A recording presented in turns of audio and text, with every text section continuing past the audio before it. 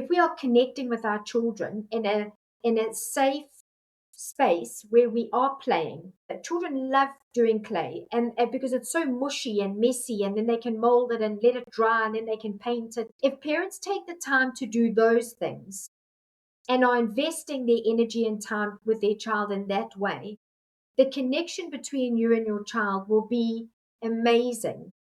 Majority of those behavior problems will disappear.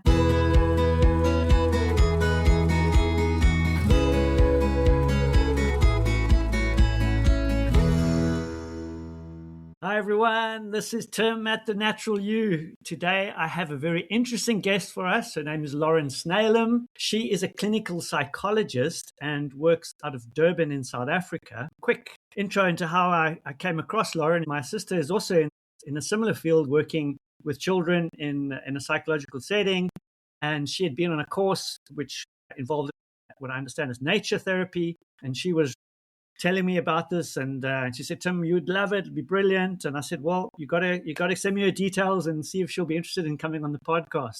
After toing and froing for a while, we finally got Lauren, who's super busy, to come and spend a little time with us. Lauren, welcome to The Natural You, and we're really looking forward to what you have to share about your work and how that relates to nature and how we can all benefit from that. Please tell us a little bit about yourself and how you got to where you are now. Thank you for having me on the show. I have always loved being in nature. So I think even from little, I remember having spades and all the garden tools and being stuck in nature. And even to this day, if I'm feeling overwhelmed or there's too much going on, I know if I go and work in the garden for an hour or two, I feel much calmer and at peace. And so in my work with children as well, so I think I always wanted to be a psychologist. And since in my training from masters and then moving through to do internship, and then I did my community service at a state hospital, there isn't a lot to use when you're working with children in particular. So we've got a desk and a cold hospital floor, clinic floor, the walls and the window, but there's very little else that you can use in the rooms. And so right from then I would use lots of stories. I'd have my own little sandbox that I would bring, and I've got lots of little miniatures and trees and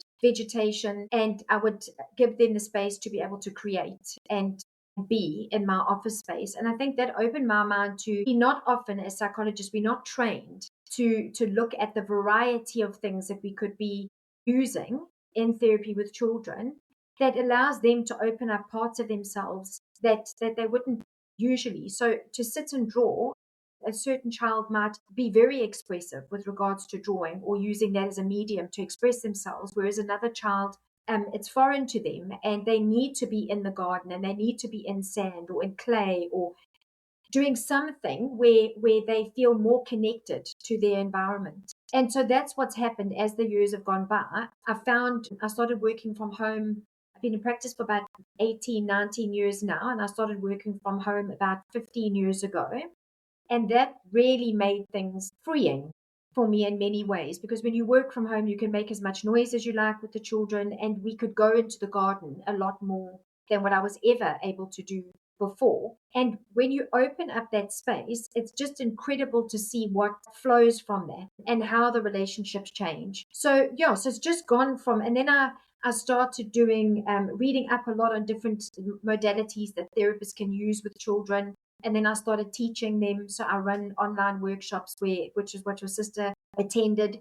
I'll learn about a particular technique. So I was doing it before I realized that it was something that was researched and documented. So you just came by that intuitively? Yeah, because it was just natural for me to be in that space. So I used to have a pond in my garden. So I would fish with a lot of the boys that I would see. So we would sit and we would fish and we would talk while we were fishing. And then one day the one boy said he liked planting plants. So his mom bought seedlings and we gardened for a session. So then I read up about nature therapy. And then from there, I decided I wanted to, if you're going to teach it or run a workshop on it, you need to be backed up by research and information. So I made sure I had all of that, and then I ran the workshop, and it was incredible. And it was an online workshop, which was interesting because you think you wouldn't really be able to do a nature-based workshop online, but it was about removing yourself from the space. So the activities we did, going and standing at the window, looking out the window, feeling the wind, and how just that little bit of natural energy and connecting with the outdoors shifts something in you. So it was just really beautiful. It's just not, I think, because it's not a structured technique, it's quite open ended. I think some therapists are quite nervous of it. But that, I suppose, also goes to the idea that everything happens indoors nowadays. Yeah, and that just strikes me as, like, even the name clinical psychologist, it's clinic, in the clinic's environment. It's a clinical, Yes, you're trying to remove all the extraneous stuff and then focus in on the problem. It's a very kind of reductionist mindset, isn't it? It's like, well, 100%. we're going to find that thing, and we're going to we're going to have a stark light and a table and a floor because it needs to be germ free, and it needs, it's in that hospital setting, and that sort of comes in. And we're not designed to be in those spaces. No, And so absolutely it not. makes total sense when you take someone out into nature. And we've had people on the program. One of my friends, Tona Tellefson, she had in her, next to her practice, they had a courtyard, and they opened up a garden and a nature garden, and they brought in teens that were struggling, and they were just gardening, and they just blossomed in the space, and Yes, all the social anxiety that just kind of melted away. And just putting, absolutely. we talk about when we walk, when we have like talking therapy and we walk Mm. alongside someone rather than sitting across them. It's collaborative, it's together. We're, rather than working towards or with someone, it's just like it's in partnership. It's like alongside, we're doing it together. This is a fun thing, and so you can just be in a much more natural state, and they open up, I'm sure. Definitely. I mean, and whether it's fishing or whether it's playing cricket. I mean, I play cricket in the garden with some of the boys. Even that, because it's where's the ball's going to land, and it flies over the fence, and then we've got to get another ball, or it lands up in the tree, and we've got to try and negotiate how we're going to get the ball out the tree. It doesn't matter where it is, what you're doing in that space, or jumping on the trampoline, and or I'm having a turn on the trampoline, but we outside, we under the tree. There's it's just a very, very different experience. You've got fresh air. You don't have shoes on. I mean, I have astroturf grass in my office, the thick one, so it feels like you're walking on grass, and that's what we sit on in our sessions because it's just more sensory. It just helps you relax. And I watch the children just stroking their hands up and down the grass. And then you get other children who will sit on it, and it completely overwhelms them because they're used to things being very clinical. So it's just amazing to see. I think we move things when we talk about being in a room where there's a desk and there's a chair and kind of just the standard toys that a child might use, and they lose interest in those things. You can, a lot of the time, you can only get so far with a child because talking therapy doesn't work for children. Play therapy works. And so they need a medium that makes sense for them, that they can connect with and that they can express themselves through. So I use a lot of clay, we use a lot of sand, um, we use drawings and now nature based and Lego. But even with all of that, it can be done outside. And that's what the book that I'm currently doing is about. It's combining all the different therapies and saying we don't need one modality. We can have a number of different ones, but we need the child to have the opportunity to gravitate towards what's comfortable for them and what makes sense for them. So it sounds like it's like nature. It's super dynamic. It's open. Things arise and change in an instant. Like you mentioned, the wind. You're trying to get the ball out the trees, and now Yeah, suddenly the wind comes in. And what can we find some sticks to poke the ball out the tree? So you're looking for that and finding ways around a problem, and that absolutely. then creates its own talking points and experiences for them. Yes. Many years ago, I think it was before COVID, because I see a lot of children, and I decided I wanted to do a gorge walk. So I'm very fortunate. I live right on the edge of Kloof Gorge. And at that time, we were allowed to just climb over the fence and go. And so I arranged for another psychologist to come with, and my dad came with, and we arranged with all the parents that there were about 15 children. We were all going to meet early in the morning. We'd pack backpacks with lunches and juices and everything. We were going to head down, hike down to the river. It's right at the bottom of the gorge because it's beautiful down there. And we were going to spend the day down there. And I had planned all these marvelous psychological activities that we were going to do to build confidence and social skills and all these things. And then we were going to hike back up at the end of the day. Well, we got down to the bottom of the gorge into the river. Not a single psychological activity that I had organized and structured was done because they were all chatting and laughing and jumping off rocks and swimming in the river and getting into little groups and having a chat and making friends with each other. And I specifically chose these children because they were battling socially and they had experienced a lot of bullying. But it was the most incredible day when we were coming back out from, and we had to climb up a hill to get back to the top of the mountain. There were so many parts of their character that were tested in that climb because some of their water had run out, so they had to share. There was moaning and groaning and frustration and all the emotions that they experience in real life that would not naturally be evoked in therapy. And so we end up talking in therapy about times that it happens. It's not often that it's in the moment that it's happening. And we can say, what is going on? Okay, let's think about this. Let's talk about this. Focus on what we can do to keep or your feelings are valid. You're allowed to be frustrated and angry that we've got to still climb for another half an hour. But what can we do to get through it, kind of thing. But it was this joining together of all these children and this universal feeling like we're all battling here, but we've had an amazing day. And so that for me, whether it's individually, we're working with children in those settings, or whether it's in nature, it's so, I mean, in groups, it's so incredibly rich. And the thing with nature is that it's naturally evocative. It naturally provokes or soothes or whatever it needs to do. It just naturally does that. And then the person responds in the way that we can work with, and we can try and understand the child a little bit better, not just children, adults as well. It resonates so much. I've done some men's work, and we take guys out to nature, and I think I might have mentioned on the podcast before in another episode. One of the events we were doing was we started hiking up this mountain, and I was at the back bringing up making sure everyone was all right, and my co-leader was up front opening up the path. And I was thinking, like, what do you what do you think you're doing? You got nothing to offer these guys. How do you think this is going to help people, just taking them out into nature? And we had events planned like you have all these things planned to perhaps open them or challenge them in different ways.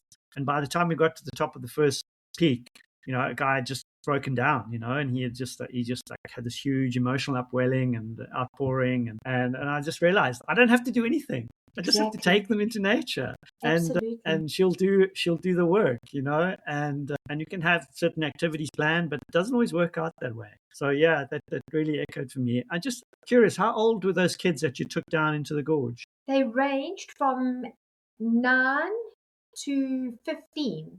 And that was also incredible to see because the older kids were helping the little kids and the little ones were looking up to them. It was just an incredible day. And I had caps made for them, and we had shirts made that said connect with you, others, and nature. So they really felt like a sense of belonging. Like they still to this day, I see some of those children pop in every now and again for a check-in, and they still talk about the time that we did that. And I just, I think of our schooling system, which is like you stick with your year group, your age group, and there's this lack of integration, up and down, like helping. I mean, some schools might have like, oh, you can have the mentor kind of program and helping people, but it's usually, sporadic or just for a week or something like that. Yes. And to have that, and I think that's where I see it, there's a lack of a breakdown in community, and playing across different age ranges. Like, I mean, I grew up on a farm, and we'd often have groups of kids coming over, and my sister is a born school teacher, so she would just marshal everyone from age 2 to 17, and we'd be playing games and doing things, and exactly that. And that builds our social tools. Absolutely. Because if some kids breaking the rules and not playing along and spoiling for other ones, they just get pushed out the way, and it's like, well, we don't want to play with you. And now they're suddenly on their own, and they realize, oh, actually, I can't be an idiot. I need to maybe I need to be kind too. Or if someone's being a bit too physical, others go, actually, that's not okay. And and so there's this, and if we don't have that, and we just grow up in our little families, then how do we know how to negotiate these social environments? You go and work in a big workplace, and they're all different rankings of Mm-hmm. social status or whatever, and where do I fit in and how do I negotiate that? And if you've never had that, you've just had a teacher and peers, then how do we build those skills and resilience in that area? No, definitely, definitely. But I mean, then it comes back to nature, where it's this idea that we spend all our time in the classroom and focused on doing the work and academically getting things done. And it's such a minor thing, but what I don't, yeah, I think to a lot of schools it would feel that way. But we went through a bit of a heat wave about a month ago, where the temperatures were like skyrocketing, and the kids were all. So I said to my daughter, I said, "Are you allowed to take your shoes and socks off on days when it's hot like this?" And she said, "No, we have to keep our shoes on." And I think even that's bizarre. I think when you're on the field, like, and I would love to challenge a lot of the schools to try this for a couple of months, that if children took their shoes off when they were going onto the field and they played on the grass, feet on the ground, pushing into the ground, having all these sensations physically and from a tactile point of view,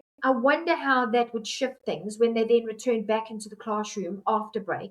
There's Huge, so many huge. different things that, I mean, even having plants. I mean, was going to get on a mission because I get on these missions every now and again where I was going to try and educate because I do a lot of workshops for teachers and parents as well. And I was going to say to them, you need plants in your classroom. um, just that creates a different energy within that space. But if we're talking about a lot of, like, when we're saying that, I think we've got this mindset that we need to have structured activities. Me on my hike with the kids, when you went in the mountains, the school with the curriculum they have to do. But with nature, and I've realized this from all the reading and from my experience, it, how do I put this? It challenges and teaches lessons without any effort.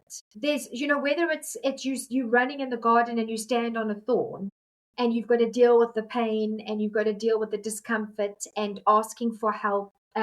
It's little things like that. I mean, I've had children that I've seen where they struggle to show vulnerability, and yet we'll be playing and they'll get hurt. They'll run into a rock or they'll stand on a thorn and they almost too nervous to show that soreness and that vulnerability. And that is such a beautiful opportunity to step in and sit with them through that and validate them that we all get hurt and it's okay to show that vulnerability. I had another little boy many years ago going down my driveway. I've got rocks. I've got a garden going all the way down my driveway, and going in that garden I've got rocks. So I positioned them so you can step from one to the other and eventually get to the bottom of the driveway where there's a very big rock, which was just there because I wasn't going to get it there. And the goal is always to get from the top down to that very big rock at the end. And I had a little boy around with his mom, and he was about 4, and he didn't want to come into the office with me, and he was feeling quite nervous. And so I said to him, do you want to come and walk on the rocks with me? And then immediately they get curious because it's out in the open, so it feels safer than going into a room you've never been in before with a lady you've never seen before in your life. And so we went and we stepped on the rocks. But some of the rocks were quite close together and some are further apart. So he needed to ask for my help, or I would be able to say to him, put my hand out and say, would you like me to help you across? And he wasn't sure, but then he would reach his hand out. And then there were moments where he was able to get across big rocks on his own. And I would be able to validate that strength and that courage and that bravery. By the time we had finished during the trek down the rocks, he was very happy and settled and ready to go into the office. So what could have been 3 weeks worth of trying to connect within 4 walls happened within 15 minutes in the garden. And I think, I mean, evolutionarily, that's the environment we're supposed to be in. That's the environment we learn in. That's how we're used to. That's how our brains get stimulated and learn Definitely. and all these things. So it's we kind of, in some ways, I love what you're doing, but it's almost like some ways it's sad for me. It's like Yeah. that we have to use it like, even like, there's play therapy, nature therapy. I mean, isn't that like a birthright? Isn't play Absolutely. a birthright? Isn't being Yes. silly when you're a kid a birthright? Isn't putting your toes into mud like an intrinsic thing that we should all be able to do? So it's like, I love it, but I also, like, it makes me kind of feel quite kind of bereft if we have to use. I'm grateful we have people like you using these tools and bringing people into this and helping those kids. It wouldn't be marvelous if we could just expose more parents to be able to doing that themselves because they probably never had it. If you're only used to running on Absolutely. concrete, then, and the one time you did run in the grass, you got a thorn. You go, well, I'd rather run in the concrete with shoes on because on the grass there's thorns and it's dangerous. Yeah. But then instead of There might having be a snake in there, or what's going on. So nature becomes dangerous, Mhm. and so we were afraid of it.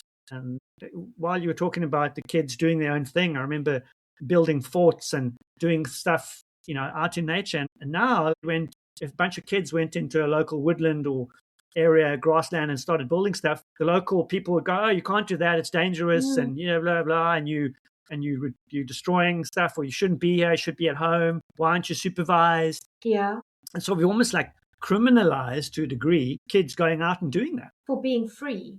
For for being being free. free. But you wonder that if there was more, if there's a worry around getting hurt, and because I thought about this, is that because I live close to the gorge, I worried a lot about snakes with my because we get spitting cobras in our garden. So I worried a lot. But even with that, there would just need to be an adult presence. And that's a beautiful thing anyway. So it's not about helicoptering, it's about just being present in that space with them.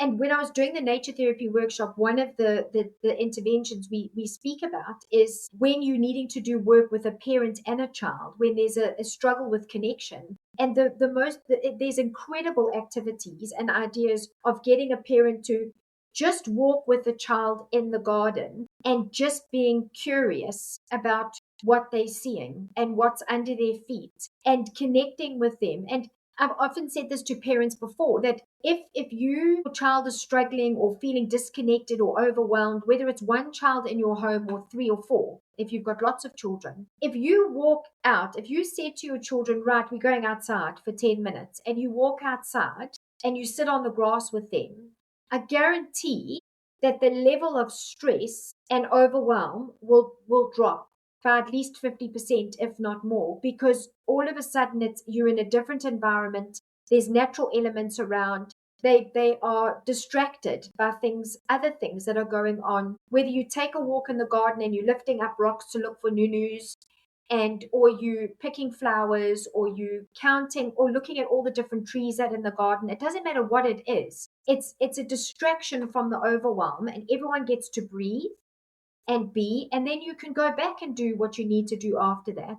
There's so many ways of helping parents. So when you talk about how sad it is that it's almost a child has to come to therapy in order to play in the garden or play in the sand or do something that is enriching for them in a natural inherent way, that is what I think a goal of mine is, to help parents understand that they I think everyone wants a quick fix. Everyone wants us to say, this is what you need to do to get your child to listen. This is what you need to do to get your child to do better in school. And it's and if that doesn't work, then there's time out and there's a hiding and there's removing this and this is what's going on. What parents don't realize is that if we are connecting with our children in a safe space where we are playing, and that's whether that is Play-Doh or sand in a tray within the household or kinetic sand, any natural thing, even clay. Children love doing clay because it's so mushy and messy, and then they can mold it and let it dry, and then they can paint it, and they've got their bowl or whatever they've made. If parents take the time to do those things and are investing their energy and time with their child in that way, the connection between you and your child will be amazing. Majority of those behavior problems will disappear. But instead there's very little connecting time, and there's more trying to discipline, and we're trying to intervene when we've got the problems instead of trying to prevent the problems by putting in the work earlier on. Again, it's that reductionist mindset. It's like, let's find that we're going to fix that behavior. We need to fix that Exactly. behavior, not the underlying issues that created behavior in the first place. We Absolutely. see that all the way through healthcare. It's rife really, and our whole healthcare model is built on that. Yeah. And so, I really call it the disease care model because it's not healthcare. It's not holistic. And I just love what you're saying there. I wonder if those parents, I mean, some of the work that I've been involved in has come across that some people have never really been able to play, never had that opportunity to Yeah. really be silly and throw leaves up in the air and giggle and fart and whatever, make silly, be a kid. And they had to grow up so soon. Kids have to grow Mm-hmm. up so soon. And, if a 4-year-old is walking around like a duck and making funny noises, they might be told to stop being silly. Yeah, or that's irritating. Yeah, that's irritating. Stop that. And they're literally having fun and playing, and which is absolutely beautiful. And it doesn't suit we're watching football or whatever we're doing, or having an adult conversation, Mm-hmm. and the kid's seen as annoying, and the parents don't value it because their pops never had that, and they're stuck as parents because Yeah. they've never been silly. They weren't allowed to be silly. They weren't So allowed it's to like a play. foreign concept for them. Yeah, and even going into nature. If you grew up and you were denied access to nature, why would you value it? Absolutely. No, I agree with that. I agree So, with that. so I So I think suppose it's I about wonder. educating. It's about educating, and I think that's the thing. It's about letting people know what the options are. Like it's not, and that's I suppose what I'm doing with in my training and the courses that I do is that it doesn't have to be a specific way. There are other ways of doing things. And try. And I say that because in a lot of the parenting workshops that I run, it'll be, sitting on the floor with your child when they're having a tantrum. You don't have to fix it. You just need to be there. You just need to be present. That's all you need to do. And whether it's going for a walk or, I mean, and that's why I think children open up so beautifully in play therapy because we play. And so whether you, I mean, I remember I climbed in a tent and we've zipped up the tent before with a little girl and it's had all those colorful balls and then we've shot off to France and then we get out the tent and then we in France and then we deal with whatever we got to deal with in France and then we get back in and then we shoot off to the next place we do. There's so many, even I've got a swing in my office, a cocoon century swing, and the one child swings around and he lands on different planets and I've got to be a different animal that receives him at that planet. If you play in that way, and not every adult is comfortable doing that, and I completely understand that, but if there's a willingness to see what you would be comfortable with and to try that. So I don't particularly love playing Barbies, and my daughter's obsessed with Barbies, but I can play salons, she calls it. So I can brush hair and plait hair, but I don't necessarily enjoy doing the hello, let's go shopping and we have conversations. If your child sees that you're willing to try, whether it's standing outside while they're climbing the tree and giving them guidance and just being willing to catch them if they fall or if they hurt themselves, or being willing to go and look for bugs under the rocks, or go and dig holes. Sometimes just digging holes can be fun. I saw this beautiful thing on Facebook today where someone had taken tires and filled them with stones. So it was all raised, and then they'd made bridges from one tire to the other, all in the garden with all the different rocks. There's incredible things that you can do. I remember during COVID, my daughter decided 2 of her teddies needed to be married, and we built a whole ark out of sticks and flowers, and the teddies had a wedding outside in the garden. So it's about being willing to step a little bit out of your comfort zone. You don't have to step completely out of your comfort zone, but just a little bit out. And it's not only going to mean the world to your child, but something will spark in those adults that try and step out a little bit. They'll That's feel kind of where I was something. thinking, and it's like the healing isn't just for the child; it's for the adult too. Absolutely. If they are uncomfortable with it, I have to ask why, Yes. and so if they are, it's like if you feel uncomfortable with, I'm just using your example, like if you're feeling uncomfortable with Barbies, what is it about that is like uncomfortable for you, but you're happy doing the hair thing. And so Yes, because we it's all have those relaxing.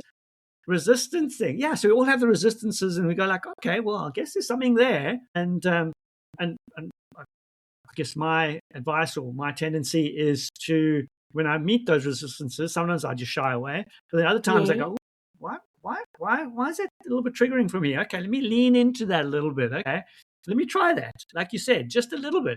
Let me do that little thing. Okay, oh wow, that's bringing up some different sensations in me. I wonder what that's related to. Definitely.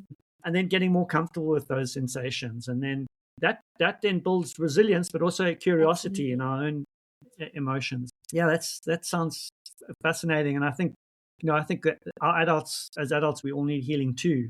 Mm, Perhaps missing out on some of the things that we were supposed to do, some of the tasks that we were supposed to do as children. Being with children allows us to do those and go back and reclaim definitely. those. which then Definitely. allows us then to build onto those. And we need to create space for that. Um, we definitely need to create space for that. So, whether that is saying to the child, what would you like to do in the garden today? Or I'm going to go and spend a bit of time outside. Can you come and help me with this? Or whatever it is. But it's about being willing and creating space for doing that. And remember, with anxiety, the more there's no way of getting rid of anxiety because it's one of our emotions, but it's one of the mental health issues. That's a massive problem at the moment with children. If one of the biggest things is about building confidence and about taking yourself out of your comfort zone. And the more you're able to do that, the more tolerance you build, and the more there's less self-doubt there is, the more confident you are. And so the anxiety lessens to a large degree. So there's so many mental health disorders out there because there is this lack of connecting. There's this lack of putting yourself in an uncomfortable situation every now and again and being able to survive it and tolerate it, and then realize, okay, I did that. I climbed a tree. I can do big things. I went on a walk with all these children and they liked me.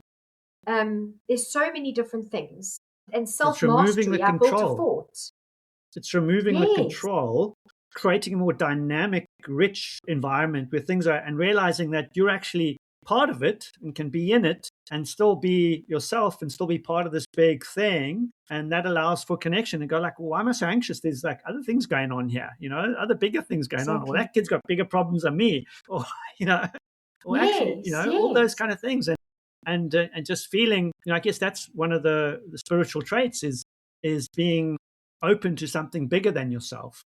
yes, yes, And I think nature is the one place where I think anyone from any background will be able to appreciate that is feeling definitely. both small and big at the same time. It's that. Yes, Um, yeah, I definitely. mean, obviously, we're both huge advocates for being in nature, and I'm curious to learn about a little bit more about your workshops, Lauren, and I know you've also written some books. If you could just tell us about those a little bit more, so that the listeners can get insight into some of the resources they might be able to get um, from you, or point in different directions that have helped you in the past too. Okay, okay.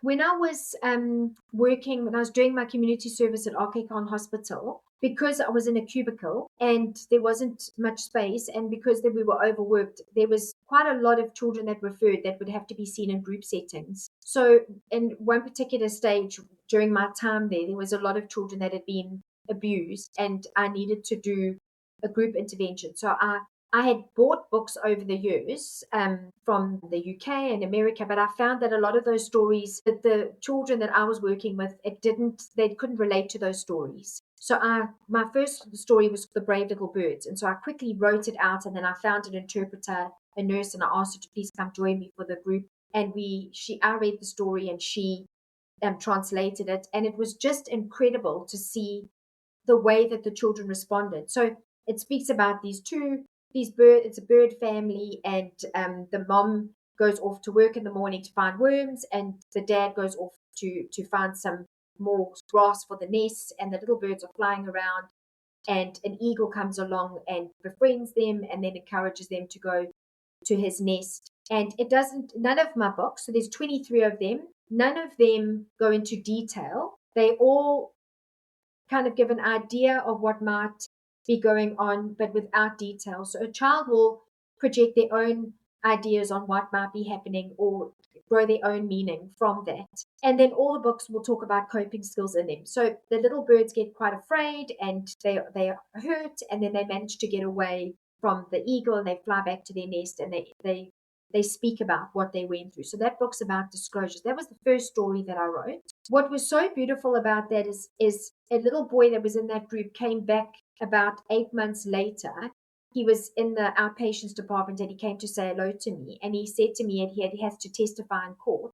And he said to me, I was a brave little bird. And that was just incredible, because we don't realize how a simple story for a child who's in such a horrible place or lonely place can sit with them and hold Mm. so much meaning for them.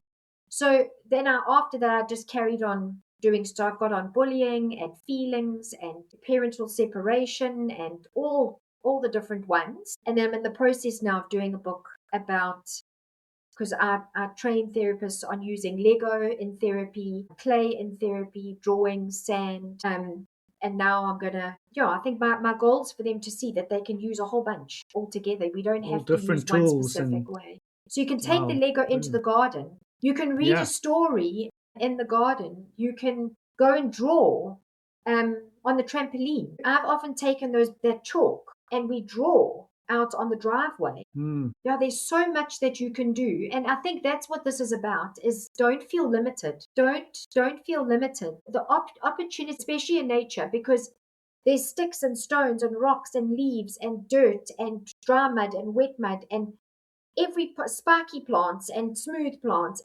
And it's free. It's all just there. There's so many things you can do and so many ways of being creative. So part of my workshops are also about not only giving the theory, but the practical techniques. So as much as non-directive is amazing, we can't always use non-directive because people can't keep their children in therapy for long because of finances. So sometimes we do have to use a more directive approach.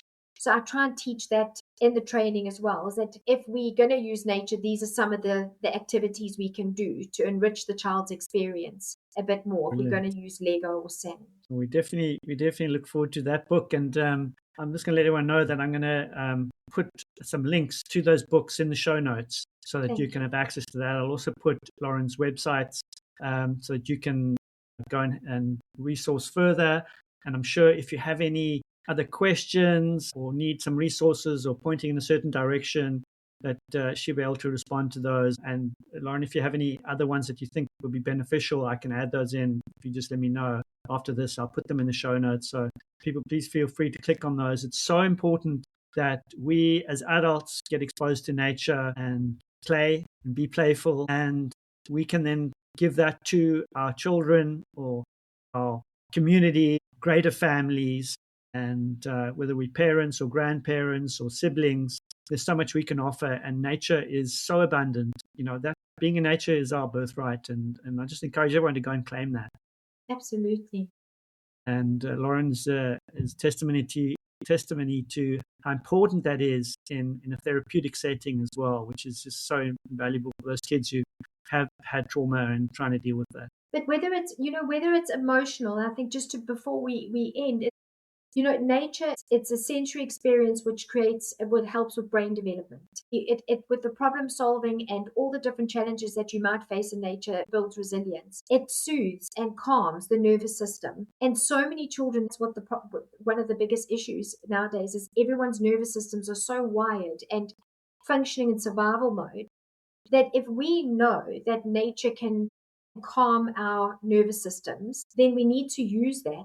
We need to be calming. We probably wouldn't have half the illnesses that we have. The stress levels wouldn't be what they are. Children wouldn't be on as much medication as they are if we were in environments that were soothing and regulating our nervous systems. So those are just important things too. It's not only, I think there's my opinion or your opinion, there's research that's been done on how incredible it is for the development of children. Absolutely. So even immune function, like you mentioned, brain Definitely. function, immune function, physical functioning, all of these aspects are just there's reams of information out there. Mm. And we don't have to read the studies. We just have to get out there, And and that experience means it. yeah, go and carve out some time and just go. Okay, guys, this weekend we're going to be doing this, or this day I've set aside this morning. Oh, it's raining. Well, let's go put the max on and go out. Get wet and cold. It's part of it. So, Exactly. Lauren, I want to say thank you so much for coming on and sharing some of your stories and your insights into kids and play, working through play and working with nature to help us reconnect to ourselves and build resilience. So I really appreciate all that you're doing for all the people and all the lives you touch, and through your work and through training others. Please carry on. Please keep sharing that, and I'll do my best to do the same on this side. Yes. Any parting wise words for us, and then we'll sign off. I think I think we overthink things and we step in too quickly, and we complicate things. And I think as humans and adults and parents and caregivers of children, and we need to take a step back, and just appreciate what we have and simplify things. Just really try and simplify things, basic things like a screaming baby, putting a blanket under a tree and watching the tree above you. Little things like that. We can find peace, we can find connection, but just that we don't need to complicate everything. And I think or look for these amazing solutions. It's really back to basics. That's what we're missing is the basics. Back to basics, back to nature. You're probably 90% of the way there. Absolutely, definitely. So it's about not giving up and not being hard on yourself, but just being open to doing things a little bit differently. Lauren, thank you so much for joining Absolute us, pleasure. and we appreciate. Thank you for having me. It was lovely being here.